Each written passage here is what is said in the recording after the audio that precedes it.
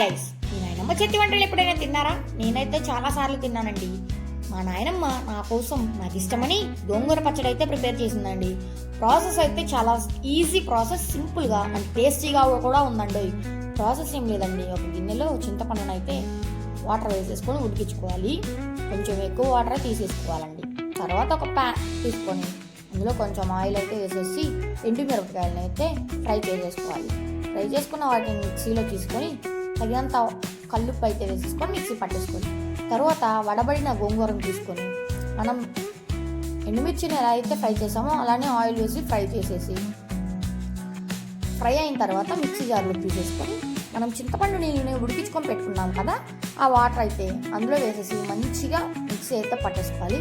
Mixie పట్టిన తర్వాత కొంచెం జీలకర్ర, వెల్లుల్లి, మిక్సీ పట్టుకున్న కారం, సరిపడా ఉప్పు వేసుకొని మళ్ళీ మిక్సీ పట్టేసి కళాయి తీసుకొని ఆయిల్ వేసేసి 2 వెల్లుల్లి, జీలకర్ర, ఆవాలు వేసేసి మనం మిక్సీ పట్టేసుకున్నాం కదా ఆ పచ్చడిని అయితే అందులో వేసేసి తాలింపు అయితే పెట్టేసుకోవాలండి. ఆయిల్ పైకి వచ్చే వరకు మంచిగా కుక్ చేసుకొని వేడి వేడి అన్నంలో గోంగూర పచ్చడితో పాటు ఆనియన్స్ కూడా కట్ చేసుకొని తింటే చాలా టేస్టీగా ఉంటాయండి. ట్రై చేసి ఎలా వచ్చిందో చెప్పండి.